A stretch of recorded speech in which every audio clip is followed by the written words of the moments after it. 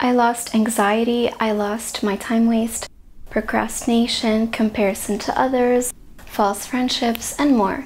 Keep watching to learn more about what happened now that I've quit social media for over 360 days. Welcome to my art, creativity, and self-improvement channel. So I'm just warning you, this is sort of a hypocritical title because I did not completely quit social media. Yet I sort of did. And let me explain. Before, I used to have Instagram, Pinterest, WhatsApp, Messenger, Tumblr, and Snapchat, and more applications on my phone. I'm talking somewhere around the start of COVID lockdowns, right when COVID struck. To be completely honest, I used to waste hours and hours mindlessly scrolling through social media. And I kind of knew this, but I did not really pay any mind because everyone around me would be doing the exact same thing. When the lockdown happened, we all had a lot of free time. Our fast-paced lives suddenly paused, and we had time to spend time with ourselves and with our families. We had the opportunity to rediscover ourselves, which was a blessing. However, instead of spending time with myself or enjoying the sudden forced vacation, I was just killing time on Instagram. And I swear to you, at one point, my Instagram time reached an average of 4 hours. Can you imagine? So here's what happened. So, like most girls, I used to follow influencers, models, and Victoria's Secret girls. And a month later, I developed extreme insecurities and experienced crippling eating disorder thoughts, to the point I was convinced I did not deserve food. And I was begging God to extend the lockdowns because I no longer felt okay in my own skin and my own body weight. Literally, my weight was normal, just like it is today. But social media had convinced me otherwise. And I was hoping the lockdowns would continue because I didn't want to be seen in public. Imagine how much insecurity social media can give people. I don't know if it's just us women who are affected by this, but if you're a man watching this channel, let us know in the comments section if guys also go through insecurities passed on by the media. So then I began writing a novel. And I realized I just couldn't focus. This is true for almost all people who use social media often. Their thoughts become shattered, and social media messes with their dopamine, which results in individuals who can't focus and have an embarrassingly short attention span. When I realized social media was the rotten fruit, I tossed it into the garbage. I deleted Snapchat, Tumblr, and all of those forever. I deleted all of my social media apps from my phone. It's funny because this is when I discovered social media addiction is real. I would be trying to write my novel, but after 3 minutes of work, I would automatically snatch my phone from beside me and I would swipe my phone's screen open and look for Instagram. Then I would remember, oh, it's not on my phone anymore. It would happen a lot. Another weird thing that would happen is I would hear notifications. Actually hear them, and I would go check my phone so quick, almost like a nervous tick, and then I would discover that there's no notification and it was nothing but a hallucination. So creepy. The net says that these are symptoms of social media addiction. By the way, if you start waking up at night to check your phone, then you know you're really effed. So a month later I healed and I could finally focus a lot better, and my concentration has only been improving since then. I stopped feeling the need to check my phone at all. I also lost my anxiety, time waste, procrastination, comparison, insecurities, and false friendships. About the false friendships part, do you know how sometimes when you meet somebody, you exchange your social media handles and then follow each other on Instagram, for example, and after this, you completely stop talking.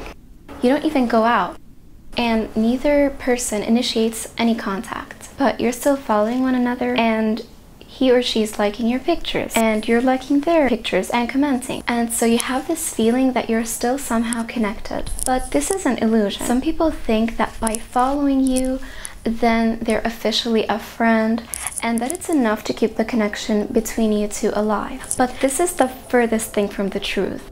People who truly care about you would put some effort into messaging you, calling you, and you will be going out together, or at least video calling. Like, I don't even have my best friend on Instagram or Facebook, and I still see her every week. This is why I found it extremely very silly once I went back to my socials and looked at all the strangers I followed. Before, I used to feel, oh, this number right here, the followers and the following stats, these numbers prove that I'm popular and have a lot of friends. These numbers are all a lie though. What it is fake comfort. These people are not your friends, and I can prove it. Simply stop using Instagram, check out of social media, and you will discover who your real friends are. Your real friends will notice your absence. They will call you and they will try to reach out to you. They will invest in you and ask to see you. They will remember you even when you're not posting photos and stories to remind them of your existence. This is why not having social media just saves you by weeding out all false friendships, which is perfect. There is no point in keeping false friendships around. A while after deleting my Instagram account, I started this YouTube channel. Please subscribe. And after starting this YouTube channel, I decided to create an art Insta page. And it's basically a marketing strategy to promote my art business and YouTube videos. I only open Insta from my desktop every once in a while, but recently I have someone else managing the account for me and uploading things instead of me. So if you try to message me there, there's a high chance that it's not even me reading your messages, so don't bother. I'm only really active here on YouTube. On YouTube, I read all the comments and personally respond to you. And this is the only place where I genuinely engage with you, because it's much easier engaging with my audience from here on YouTube. It's almost like there's a direct dialogue after each topic at hand. I love YouTube. It's so much fun. If you're an artist, I recommend watching my video talking about how Instagram can easily ruin your art and creativity if it hasn't already. I will leave the video in the end of this video. Anyways, let's continue. Best thing about not using social media is no longer living for validation from other people. Most social media apps are very oriented towards, oh, how many followers does that person have? How many likes, etc. Even YouTube has that a little bit, but seriously, it is really freeing, no longer feeling like you have to please other people. It's so good not feeling pressured to be trendy, and it's so good not feeling compelled to show everyone what you're doing every second of your day. Ditching social media is the best thing that can ever happen. By removing Instagram, TikTok, and Snapchat, you will start living on your own terms, I promise. You will look at other people differently. You will stop comparing your photos to other people's photos. You will stop looking at what other people have that you still do not have. A big chunk of your materialistic thoughts will dissolve and dissipate. You will appreciate your life and feel more grateful for the things and the moments that you do have. You will not see people as Instagram accounts anymore. You will stop assessing your social value through how many followers and likes you have. Your unrealistic expectations for yourself and for others will drop. Whenever you go outside, you won't be thinking about taking stories to show people you're out and being social, but you will actually be enjoying your hangouts without feeling obliged to make it known that you're out and living. Who knows, maybe you'll discover you actually hate going out. Maybe you're only going out to take pictures for validation. Maybe you actually love staying at home, but you were just too preoccupied with pleasing people, and because of it you were not able to discover your true self. I had a friend who used to travel a lot and post aesthetic photos and films of his travel destinations. After quitting social media, he actually discovered he does not like traveling. He was just brainwashed by social media that the ideal life is a travel life. And so what he had been trying to achieve was prove to his followers he was living his best life. He's much happier now after realizing he can just stop posting. Other things you'll gain from expelling social media from your life is patience, time, and a realistic view of what you look like, and a realistic view of other human beings, a realistic understanding of your value, and you could regain your social life and probably even your vision. After quitting, you'll find out social media was just an illusion, a black hole for productivity. By the way, the word media comes from an ancient goddess's name called Media, and she is the goddess of illusion. Coincidence? I think not.